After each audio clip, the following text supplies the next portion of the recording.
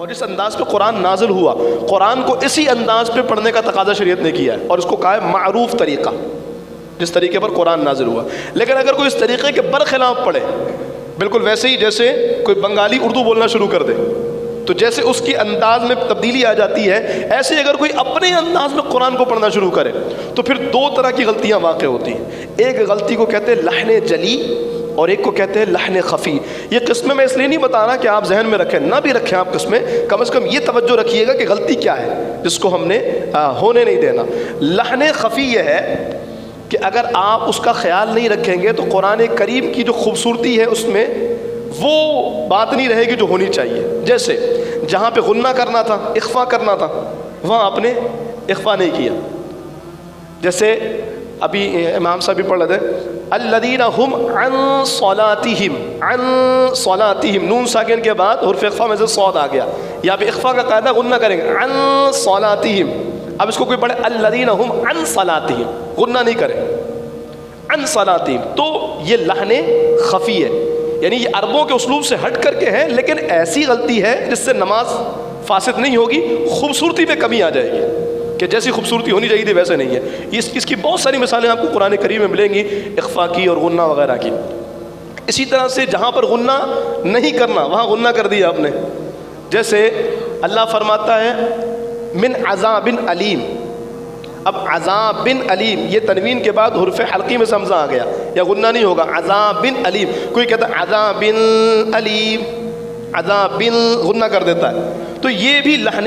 خفی ہے، معنی تبدیل نہیں ہوں گے، لیکن چونکہ عربوں کا اسلوب نہیں ہے، یہ انداز نہیں ہے، تو لہٰذا آپ کی اس تلاوت کی خوبصورتی کم ہو جائے گی، ثواب میں کمی آ جائے گی، یہ لحن خفی ہے۔ اسی طریقے سے مد کو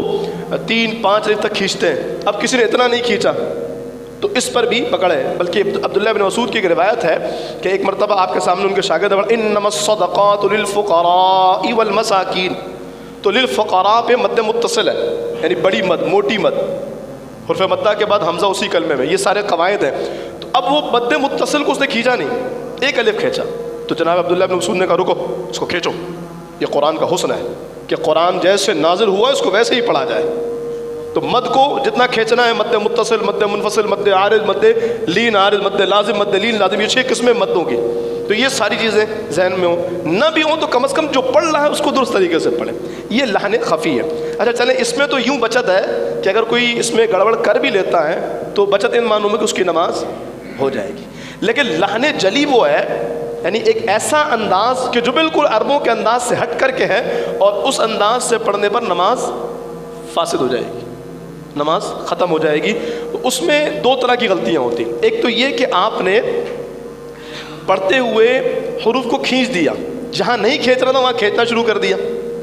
تو اس وجہ کر ایک تو فاسد ہوتی نماز اور تلاوت فاسد ہوتی، اور ایک وہ تھا کہ جہاں پر آپ نے کوئی اور حروف پڑھا دیا۔ میں آپ کو مثال دوں، جیسے کوئی اور حروف پڑھانے کی، جیسے کوئی پڑھتا ہے الحمدللہ رب العالمین، الحمد دو، یہ دو ہے، اب اس کو کوئی دو پڑھتا ہے تو مطلب آگے واو بڑھا رہا ہے، للہ ہے مطلب یہ ہی ہے، حاضر ہی، اس کو ہے پڑھ رہا ہے مطلب اس کو ہا کے ساتھ یہ ملا رہا ہے۔ پھر مالک یوم الدین، مالک نہیں مالکی، تو اس کو مالک جو پڑھتا ہے تو گویا کہ وہ بندہ اس کو اس کے ساتھ یہ کو بڑھا رہا ہے، تو یوں حروف بڑھا دینا یہ لحن جلی ہے۔ ہم ایسے ہی پڑھتے آئے ہیں بچپن سے، تو اگر بچپن سے غلط پڑھتے آئے ہیں تو ابھی صحیح کر لیجیے۔